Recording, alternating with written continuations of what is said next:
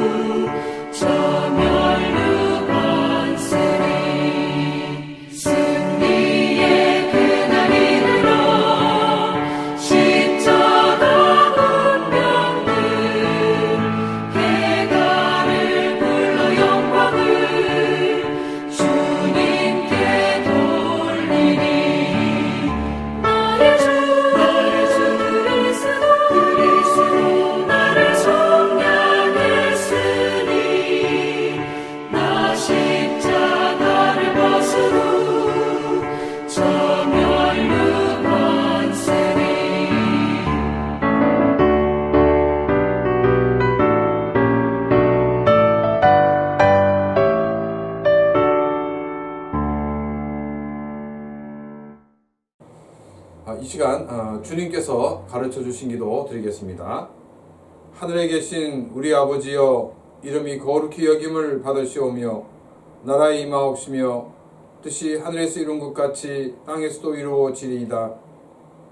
오늘날 우리에게 일용할 양식을 주옵시고 우리가 우리에게 죄 지은 자를 사하여 준 것 같이 우리 죄를 사하여 주옵시고 우리를 시험에 들게 하지 마옵시고 다만 악에서 구하옵소서. 대개 나라와 권세와 영광이 아버지께 영원히 있사옵나이다.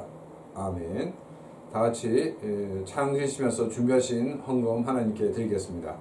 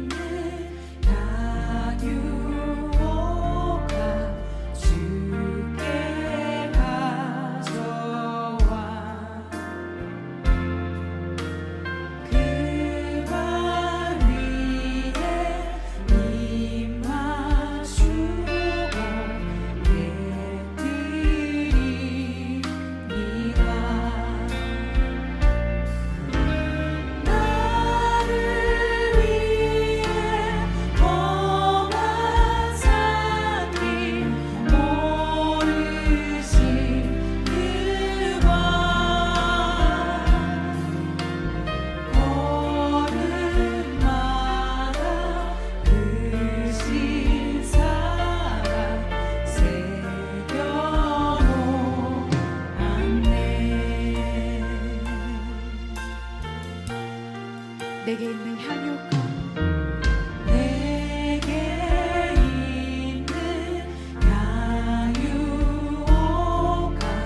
주께 가져와 그 발 위에 님 맞추고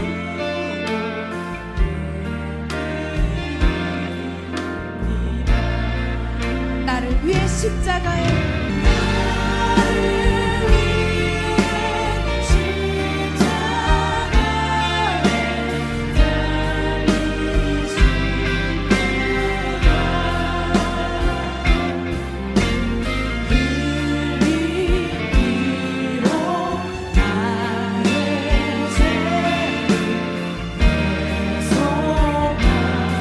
목소리 높여 고백하겠습니다. 내게 있는 향유가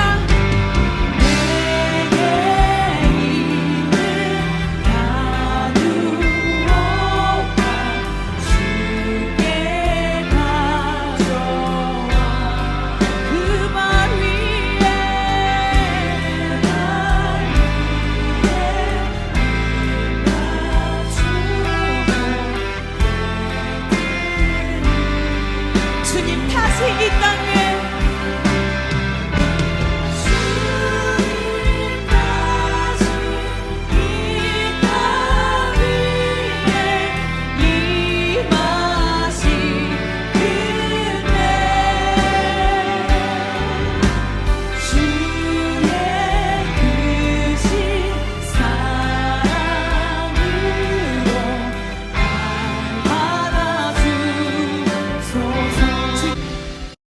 이 시간 드려진 헌금을 위해 기도드리겠습니다. 고맙고 감사하신 아버지 하나님, 일마다 때마다 우리를 도우시며 우리의 삶을 인도하시며 또한 우리의 삶에게 승리를 주심을 진심으로 감사를 드립니다. 하나님으로부터 받은 은혜가 너무나도 크기에 감사한 마음을 가지고 주님 앞에 귀한 물질을 드립니다. 바친 손길 손길에 은혜와 복을 더하여 주옵시고 간구하는 모든 기도의 제목들이 응답되어지게 하여 주옵시며 특별히 우리가 이 코로나로 인하여 우리의 건강을 잃지 않게 하여 주시옵시고 또 우리의 하는 일에 주께서 복을 더해 주셔서 이 모든 어려움들을 통하여 더 크게 승리하며 더 크게 하나님의 은혜와 복을 받는 귀한 시간들이 되어지게 하여 주옵소서. 또한 이 물질이 사용되는 곳곳에서 하나님을 알지 못하는 사람들이 하나님을 아는 귀한 역사를 허락해 주옵소서. 예수 그리스도 이름으로 기도드리옵나이다. 아멘. 예, 하나님 말씀을 보겠습니다. 하나님 말씀은 신약성경 요한계시록 18장 21절에서 24절 말씀입니다. 신약성경 요한계시록 18장 21절에서 24절 말씀을 제가 봉독하도록 하겠습니다. 이에 한 힘센 천사가 큰 맷돌 같은 돌을 들어 바다에 던져 이르되 큰 성 바벨론이 이같이 비참하게 던져져 결코 다시 보이지 아니하리로다. 또 검은고 타는 자와 풍류하는 자와 퉁소 부는 자와 나팔 부는 자들의 소리가 결코 다시 내 안에서 들리지 아니하고 어떠한 생업자든지 결코 다시 내 안에서 보이지 아니하고 또 맷돌 소리가 결코 다시 내 안에서 들리지 아니하고 등불빛이 결코 다시 내 안에서 비치지 아니하고 신랑과 신부의 음성이 결코 다시 내 안에서 들리지 아니하리로다. 너의 상인들은 땅의 왕족들이라. 내 복술로 말미암아 만국이 미혹되었도다. 선지자들과 성도들과 및 땅 위에서 죽임을 당한 모든 자의 피가 그 성중에서 발견되었느니라 하더라. 아멘. 이 세상은 진화론적인 시각으로 모든 것을 보고 있습니다.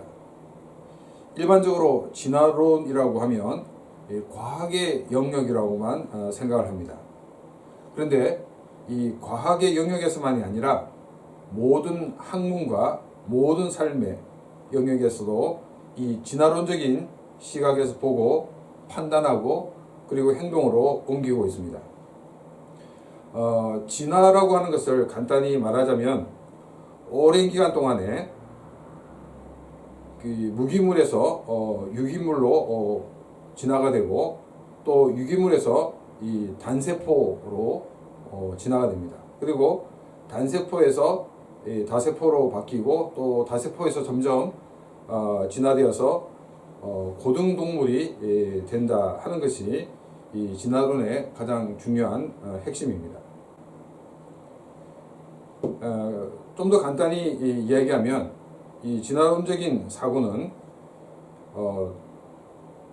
좋지 못한 상태에서 혹은 이 저급한 상태에서 고급 상태로 발전해 간다는 그와 같은 원리를 따르고 있습니다. 대부분의 사람들은 이런 진화론적인 사고가 맞는 것이라고 쉽게 받아들입니다. 왜냐하면 10년 전하고 비교만 해도 우리는 엄청난 발전된 사회에 살고 있기 때문입니다. 정치적인 시스템도 발전되었고 사회의 구조도 점점 더 발전하고 있는 것은 우리가 부인할 수 없는 사실이기도 합니다. 이런 진화론적인 사고와 반대되는 것이 성경적인 사고입니다.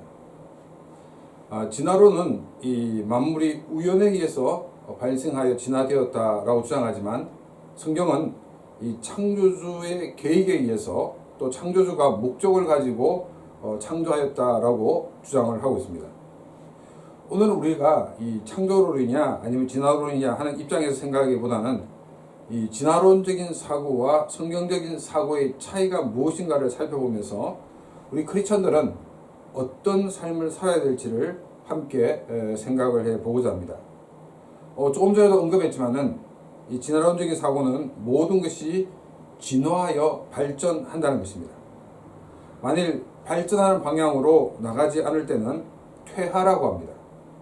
이런 진화론적인 사고와 다르게 성경은 이 세상에 있는 만물들은 하나님께서 처음 만드신 상태가 최고의 좋은 상태였다라고 말하고 있습니다. 이것을 신학적인 용어로 순정 상태라고 합니다. 자, 여러분 말씀을 드렸기 때문에 기억을 하실 것이라고 생각이 듭니다. 하나님의 원래 계획은 이 최고의 좋은 상태에서, 즉 순종 상태에서 비교할 수 없을 정도로 더 좋은 상태, 이것을 신학적인 용어로 보다 영화로운 상태라고 얘기합니다. 보다 더 영화로운 상태에 성자 예수님을 통해서 이르도록 하셨습니다. 그런데 인간이 죄로 타락함으로써 사람들은 타락한 상태에 놓이게 되었습니다. 그래서 하나님이 지으신 모든 만물이 피폐해져 가게 되었습니다.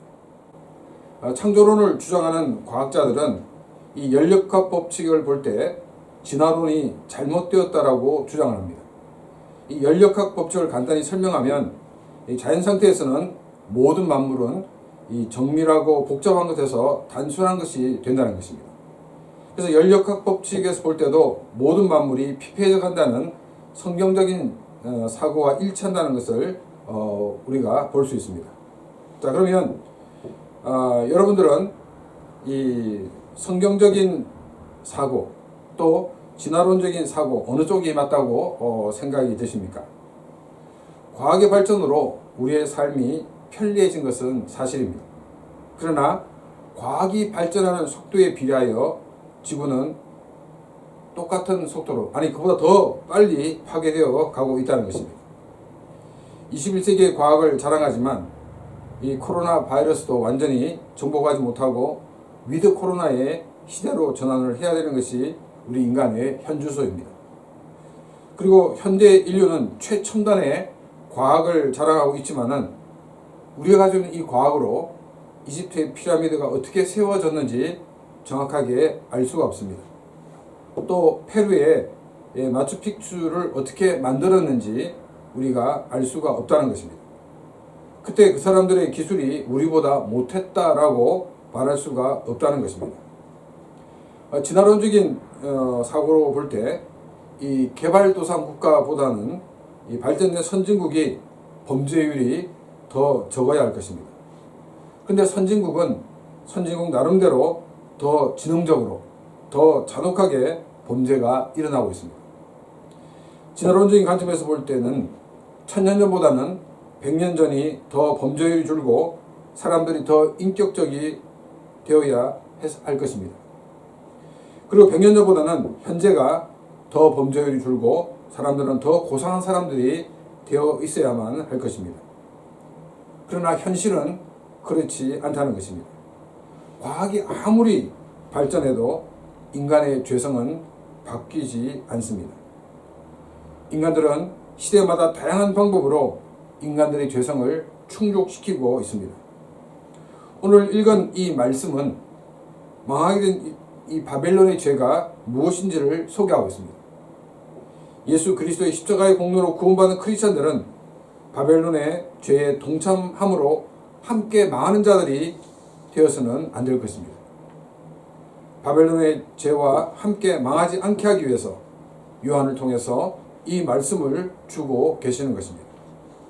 바벨론의 죄를 말씀하시기 앞서 바벨론이 심판을 받고 어떻게 되었는가를 다시금 소개하고 있습니다. 21절입니다. 이에 한 힘센 천사가 큰 맷돌 같은 돌을 들어 바다에 던져 이르되 큰 성 바벨론이 이같이 비참하게 던져져 결코 다시 보이지 아니하리로다.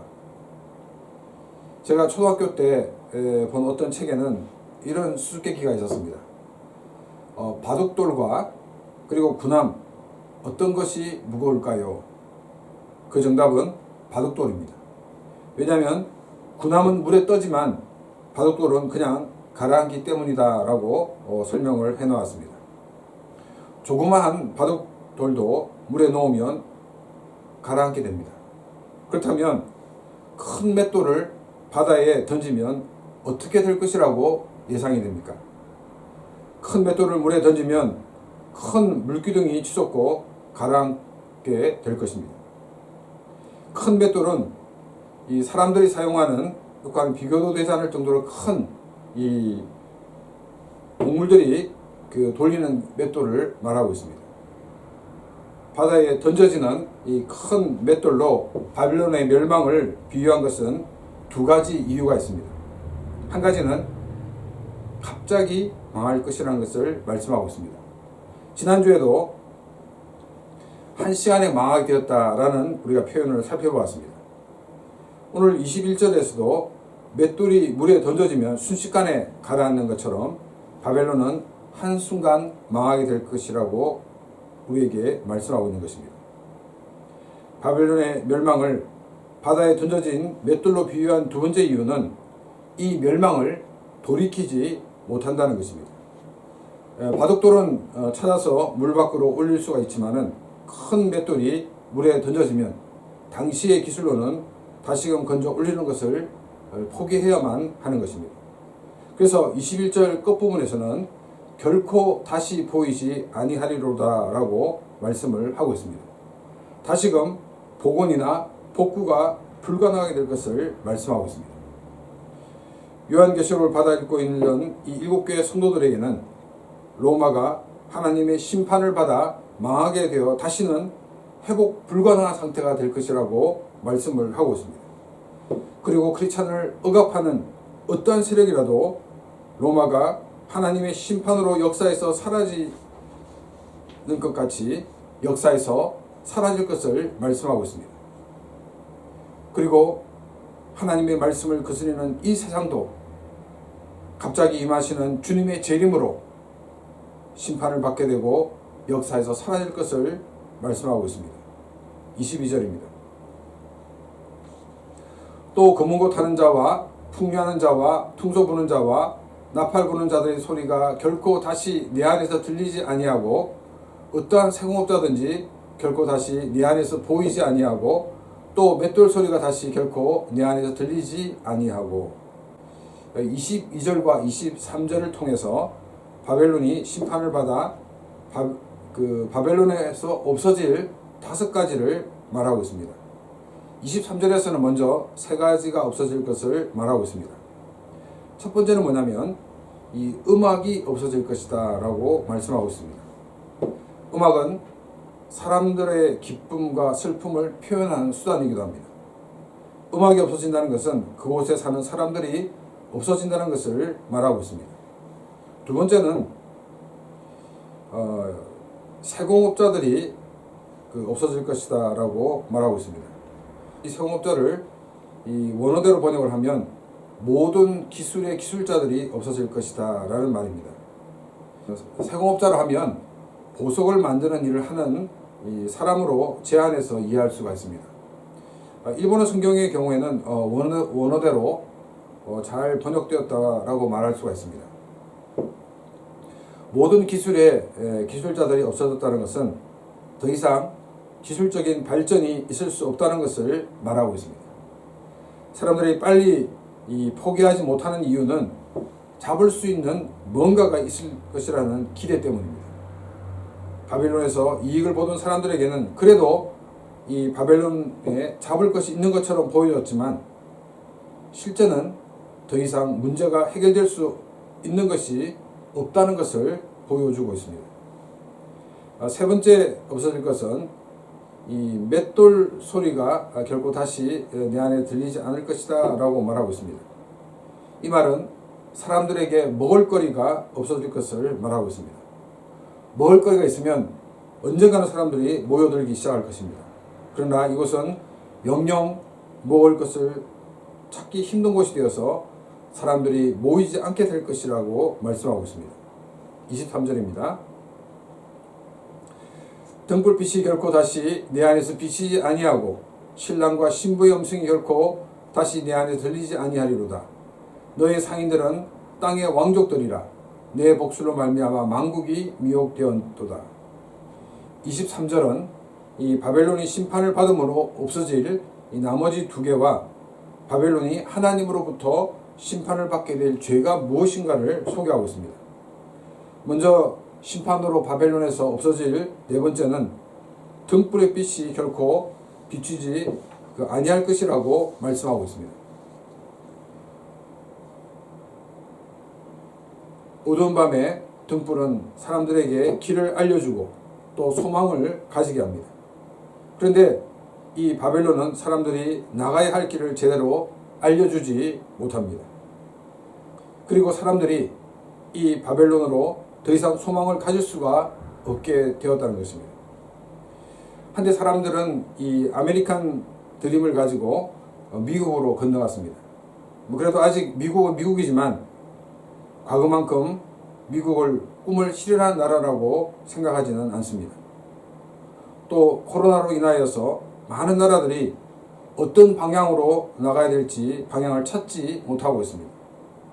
모두가 처음 겪는 일이기 때문입니다. 그래서 어떻게 방역을 해야 할지도 몰랐고 또 지원 정책을 어떻게 해야 할 것인지 모두 모르고 있었습니다. 단지 과거의 정책을 살펴보면서 새로운 정책들을 펼쳤습니다. 지금 우리가 겪고 있는 이 상황보다도 더 방향을 찾지 못하며 길을 잃은 상태가 될 것이라고 우리에게 말씀을 하고 있는 것입니다. 또 신랑과 신부의 음성이 없어질 것이라고 말씀하고 있습니다. 이것은 새로운 가정이 생기지 않아 새로 태어난 아기도 없어지고 미래의 세대가 없어질 것을 말씀하고 있습니다. 요즘 젊은 크리스천들 가운데 왜 결혼을 하지 않느냐라고 물으면 집을 구입할 돈이 없어요. 아이들을 키울 경제적인 여력이 없어요. 라고 이렇게 대답을 합니다. 크리스천들도 또 크리스천이 아닌 사람들도 대부분 이런 대답을 하고 있습니다. 이것은 이 사회가 사라질 위기가 얼마 남지 않았다는 증거가 되기도 합니다. 바벨론은 미래의 세대가 없어지므로 미래가 없게 될 것을 말씀하고 있습니다. 이 세상의 미래는 영원히 지속될 미래가 아닙니다. 이 세상의 미래는 기간이 정해져 있습니다. 이 세상의 미래는 예수님이 재림하실 때까지입니다. 예수님이 재림하시면 이 세상의 미래는 없습니다. 이 세상은 하나님의 심판을 받게 됩니다. 예수님이 재림하실 때 미래는 오직 예수 그리스도를 주로 믿는 사람들에게만 주어지는 하나님의 은혜요, 하나님의 복인 것입니다. 이처럼 바벨론이 하나님으로부터 심판을 받게 되어 미래가 없고 회복 불능한 상태에 빠지게 한 죄가 무엇인가 하는 것입니다. 바벨론의 죄로 먼저 상인들은 땅의 왕족들이라고 말하고 있습니다. 일본어 성경에서는 이 고관으로 번역을 하고 있습니다. 그래서 이제 원어 성경을 비교해 보면 이 고관으로 번역하는 것이 더 정확한 번역이라고 말할 수 있습니다. 이 상인들을 이 고관이라고 하는 것은 어떤 뜻이라고 생각하십니까? 21세기 선진국의 고관들은 사람들이 보는 데서 자신의 권력을 마음대로 행사할 수가 없습니다. 그렇지만은 이 개발도상 국가에서는 21세기지만 이 고관들이 권력들을 마음대로 행사하는 경우가 많이 있습니다. 요한계시록 기록될 당시는 아마 거의 왕처럼 권력을 행사하지 않았나 추측할 수가 있습니다. 그래서 이 한국어 성경 번역에서는 왕족들이라고 번역을 한 것 같습니다. 상인들은 나라에서 권력을 준 관리들이 아닙니다. 더군다나 막강한 힘을 가진 고관들은 더더군다나 아닙니다. 그런데 상인들이 고관들처럼 권력을 행사했다는 것을 말하고 있습니다. 상인들이 행사하는 권력은 크게 두 가지로 분류해 볼 수가 있습니다. 한 가지는 물건이 필요한 사람들에게 물건을 제때 공급하지 않으므로 자기의 힘을 나타내는 것입니다. 물론 이런 일들을 통해 물건값을 올려 더 많은 이익을 얻게 될 것입니다. 요즘으로 말하면 이 매점 매석 등을 통해서 물가에 영향을 주는 행동들을 말하고 있습니다. 물가가 오르면 부자들은 큰 영향을 받지 않겠지만 일반 사람들은 많은 어려움을 겪게 됩니다. 가난한 사람들은 더 어렵게 되어서 위기에 몰리게 될 것입니다. 성경은 소외된 사람들에 대해서 관심을 가져야 된다고 말씀하고 있습니다. 가장 사회적인 약자를 배려하고 돌보라고 성경은 말씀하고 있습니다. 신약시대 예루살렘 교회에서는 과부를 효율적으로 돕기 위해서 회의가 있었던 것을 보게 됩니다. 이런 성경의 기록과는 대조적으로 로마는 약자에 대한 배려가 없었습니다. 21세기 살고 있는 우리들은 이 약자에 대한 그 배려를 할 수 있는 시스템을 갖추도록 다각적인 노력을 기울여야 할 것입니다.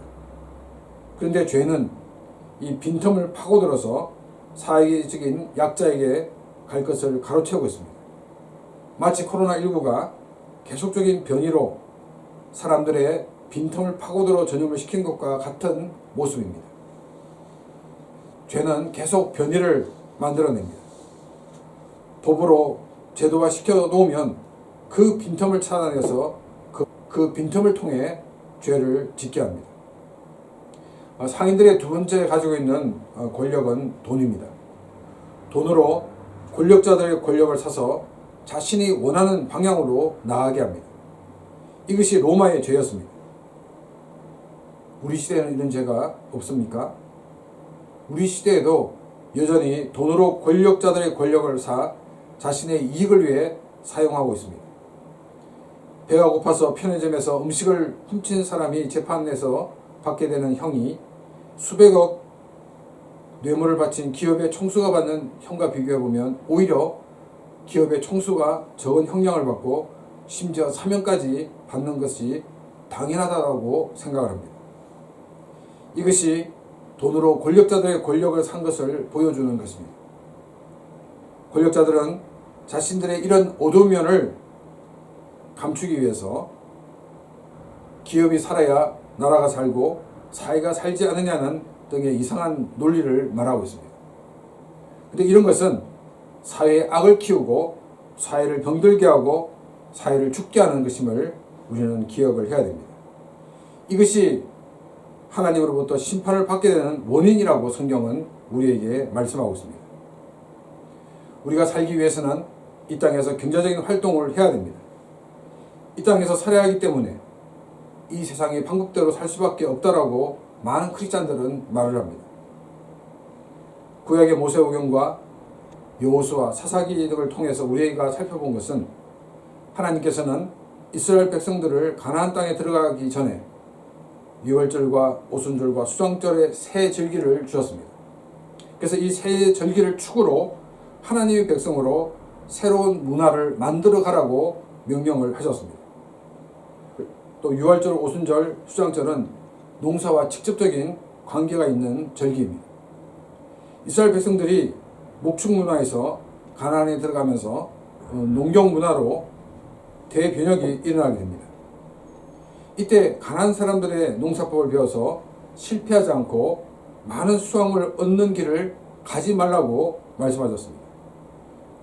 하나님 주신 유월절, 오순절, 수정절을 통해서 새로운 문화를 만들으라고 말씀을 하셨던 것입니다.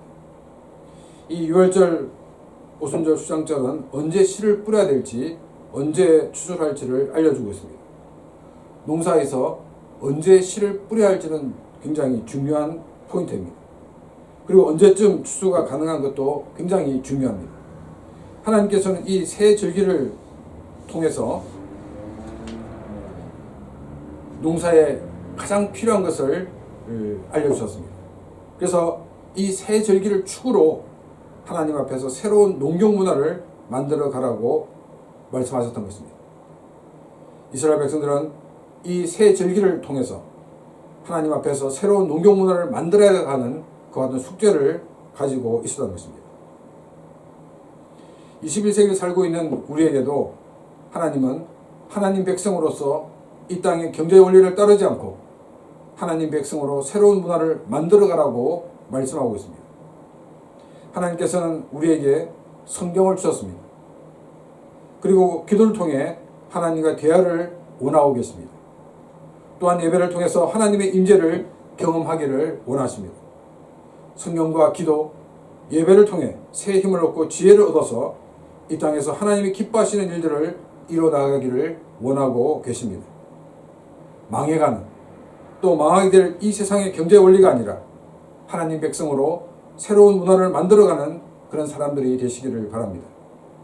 우리가 하나님의 원리로 이 땅에 사는 것은 하나님 나라의 보물을 쌓아두는 것입니다. 예수님이 재림하실 때 이 땅의 것은 다 없어지고 말 것입니다. 그러나 하나님 나라에 쌓아둔 보물은 남아있게 됩니다. 하나님은 이것을 보시고 큰 칭찬을 하실 것입니다.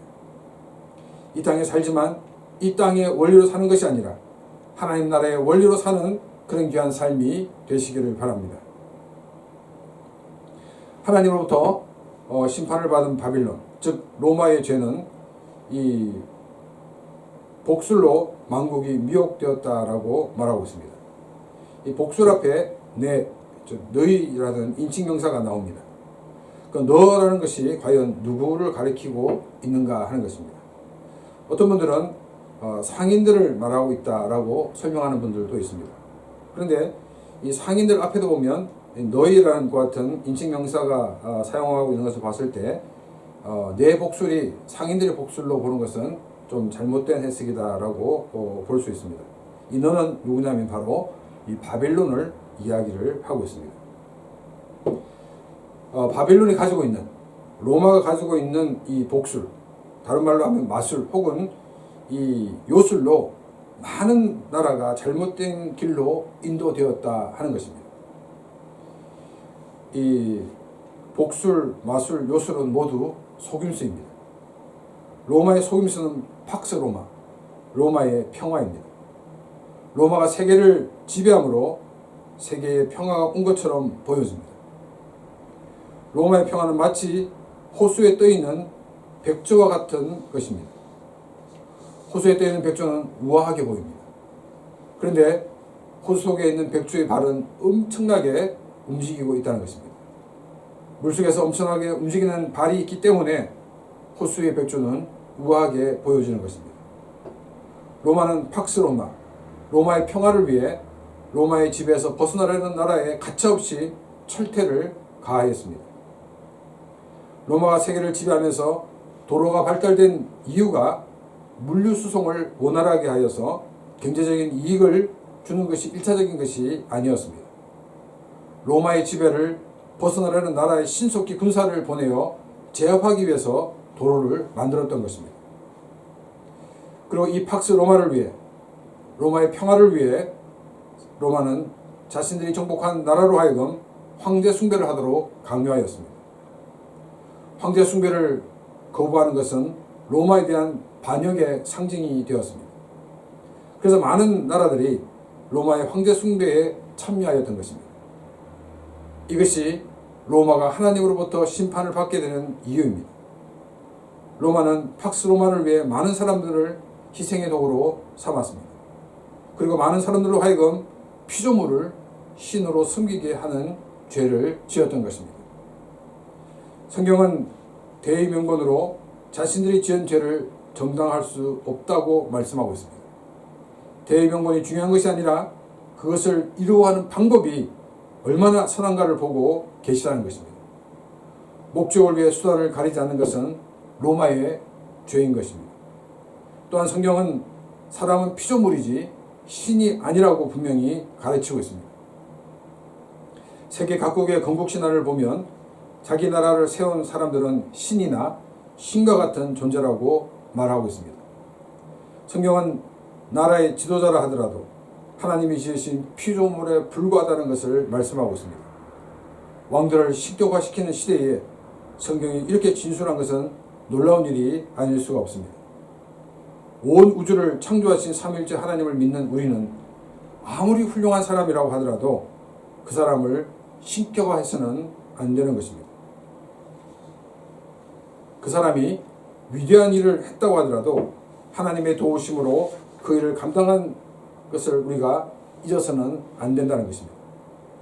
사람을 우상숭배하는 죄는 반드시 하나님의 심판이 있다는 것입니다. 24절입니다. 선지자들과 성도들과 및 땅 위에서 죽임을 당한 모든 자의 피가 그 성중에서 발견되었느니라 하더라. 24절은 아무런 죄도 없는 사람을 죽인 죄를 말하고 있습니다. 로마가 아무런 죄도 없는 사람을 죽인 대표적인 사람들이 크리스천들입니다. 로마에게 크리스천들은 너무나도 좋은 먹잇감이었습니다. 크리스천들을 먹잇감으로 정하기 전까지는 피에 굶주린 사람들의 죄성을 채우기 위해 검투사들이 이 일을 대행하였습니다. 로마는 크리스천들이 황제 숭배를 거부하는 것을 반역죄로 간주하여서 짐승들에게 찢겨 죽게 하였습니다. 로마 사람들은 이것을 보고 카타르시스를 느꼈습니다. 로마의 정부 관계자들은 크리스천들이 황제 숭배를 하지 않는 것은 정치적으로 로마를 반역하기 위한 것이 아님을 알고 있었습니다. 크리스천들이 자신들이 섬기는 신에 대한 충성의 고백이라는 것을 알고 있었습니다. 그럼에도 크리스천들을 반역죄로 엮어 맹수의 밥이 되게 하고 순교의 피를 흘리게 하였습니다. 로마에 있어 황제 숭배에 열애가 된 사람들이 있습니다. 이 사람들은 유대인들이었습니다. 로마는 유대인들을 괜히 잘못 건드리면 이 유대인들이 어떤 행동을 할지 역사를 통해 잘 알고 있었습니다. 그래서 유대인들은 황제 숭배에 있어서 열애로 간주하였습니다. 이런 예외적인 경우가 있음에도 왜 크리스천들에게는 악착같이 악을 행했는가 하는 점입니다. 로마 정부 관계자들은 크리스천들에게 아무리 악을 행한다 하더라도 이들은 바보가 되어서 복수를 하지 않을 것을 알았기 때문입니다. 그래서 잔혹하게 크리스천들을 잡아다가 고문하고 순교를 당하기도 하였습니다. 또한 로마는 크리스천들만이 아니라 많은 사람들을 죄를 묻지 않고 죽였다라고 말하고 있습니다. 대부분의 경우에는 로마의 방해가 된다고 판단되는 세력들이 그 희생양이 되었을 것입니다. 혹은 권력자에게 방해가 된다고 판단된 사람들도 있었을 것입니다. 이것이 로마가 망하게 되는 하나님으로부터 심판을 받게 되는 로마의 죄였습니다. 오늘날에는 이런 죄가 없다고 100% 확신할 수가 없을 것입니다. 어떤 경우에는 증거를 조작하기도 하고 어떤 경우에는 법적인 해석을 통해서 아무런 죄도 없는 사람들을 죽음으로 몰고 있습니다. 바벨론의 죄는 주로 경제권을 쥐고 있는 사람들이나 또한 정치적인 권력을 가진 사람들의 죄입니다. 그러면 이 권력을 가진 사람들만 벌하면 되지 왜 모든 사람들을 함께 망하게 하는가 하는 것입니다. 이런 사람들이 권력을 가지게 된 것은 또 이런 권력을 행사하게 된 것은 이런 것을 보고도 방조하거나 방치한 결과이기 때문입니다. 많은 대중은 한편으로는 권력자의 희생자이지만 권력과 함께 많은 것을 누렸던 사람들입니다. 요한계시록이 기록되고 약 2000년 정도가 흘렀습니다. 진화론적인 사고로 볼 때는 인류는 엄청나게 진화가 되어 나쁜 것은 없어지고 좋은 것만 더 발전해 있어야 할 것입니다. 우리가 살고 있는 이 21세기는 인터넷이라는 것을 통해서 많은 사람들을 벼랑 끝으로 몰아세우고 있습니다. 사회가 아무리 발전해도 인간의 재성은 좋은 쪽으로 진화가 되지 않고 또한 통제가 되지 않는다는 것입니다. 죄성은 계속 변이를 만들어내어 인간이 만들어낸 법의 허점을 파고들어가 사람들로 죄를 범하게 하고 있습니다. 인간을 죄에서 이기게 하는 것은 오직 예수 그리스도밖에 없습니다. 예수 그리스도를 믿어 죄 용서를 받고 구원을 받아야만 세상을 이길 수가 있습니다. 우리가 죄를 끊지 못하고 죄의 자리에서 나오지 못하는 이유는 예수 그리스도를 온전히 주인으로 모시고 있지 못하기 때문입니다. 여전히 물질이 권력이 주인이기 때문입니다. 우리의 인생의 주인된 자리에서 내려오시기 바랍니다. 그리고 그 자리에 예수님께 양보를 하시기 바랍니다. 그래서 나의 인생을 예수님이 다스리는 삶을 사는 그런 귀한 삶이 되시기를 바랍니다. 그래서 우리가 예수의 이름으로 세상을 이기고 승리하는 그런 귀한 삶이 되시기를 주님의 이름으로 축원합니다. 오늘 이 시간 다 같이 말씀을 생각 마치게 기도드리겠습니다. 사랑하시는 아버지 하나님, 오늘도 우리에게 귀한 말씀을 주시면 감사를 드립니다. 하나님, 우리가 이 땅을 살아가면서 이 세상의 원리에 우리의 마음이 뺏기고 또 우리의 생각이 뺏기고 또 우리의 소망이 뺏길 때가 너무나도 많이 있음을 고백합니다. 하나님, 우리가 이제 이 땅이 없어질 것을 바라보는 것이 아니라 하나님 나라를 바라보고 하나님 나라의 원리를 가지고 살아가는 우리가 되게 하여 주옵시고, 그래서 주님이 오실 때 우리들이 기쁨으로 주님을 맞이하며 또한 영광스러운 자리에 우리가 참여할 수 있는 우리의 삶들이 되어지게 하여 주옵소서. 하나님, 우리가 온전히 주님을 의지하고 주님을 바라봄으로 말미암아 우리가 믿음으로 세상을 이기며 승리하는 삶이 되어줄 수 있도록 주님 역사하여 주시옵소서. 감사하신 아버지 하나님, 오늘도 우리의 귀한 말씀을 주심을 진심으로 감사를 드립니다.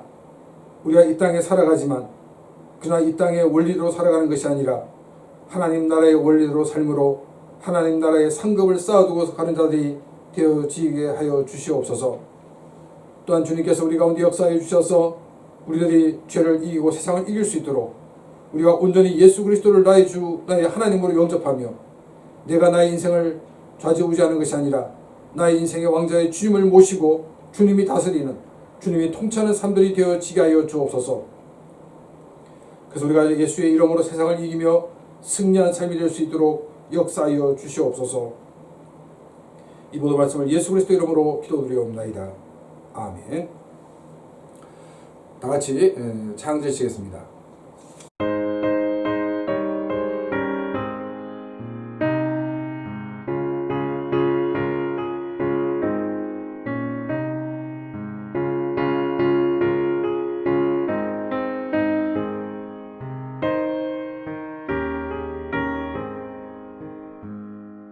온유한 주님의 음성 내 귀에 속삭이네. 내 마음 문을 두드리니 곧 주님을 영접하라. 피하지 말라. 피하지 말라. 우리가 곁길로 피해도 맘속에 오시리. 심판날 당할 때 주님을 넘어질 준비해. 맘속에 주님을 영접하라. 주 영접하라. 사랑의 주 예수 짐이 이 땅에 내려오사 문 밖에 서서 기다리니 참 놀라운 사랑이라. 피하지 말라. 피하지 말라. 우리가 곁길로 피해도 맘속에 오시리. 심판날 당할 때 주님을 넘어질 준비해. 맘속에 주님을 영접하라. 주 영접하라.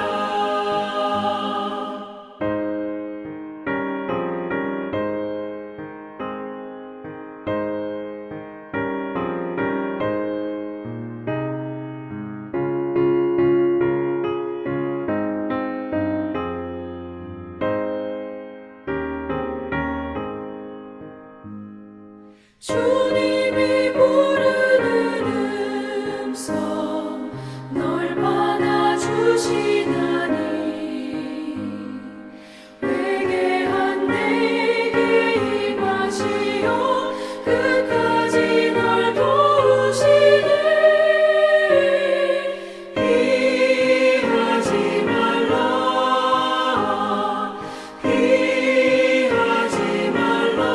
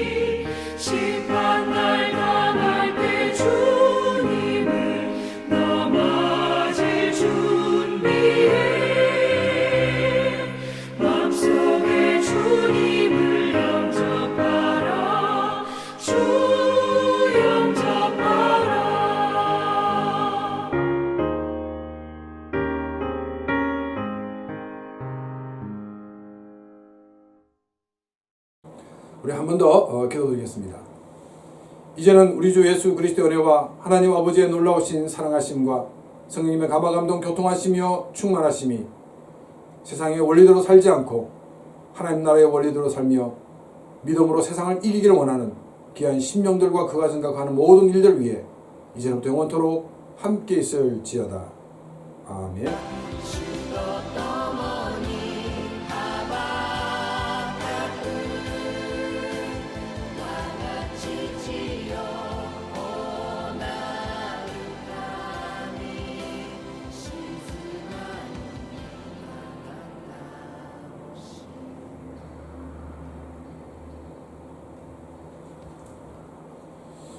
예배를 마쳤습니다. 긴급 사태가 9월 말까지 되고 해제가 되면 다음 주부터 10월 첫째 주부터 우리 같이 모여서 예배를 드리도록 하겠습니다.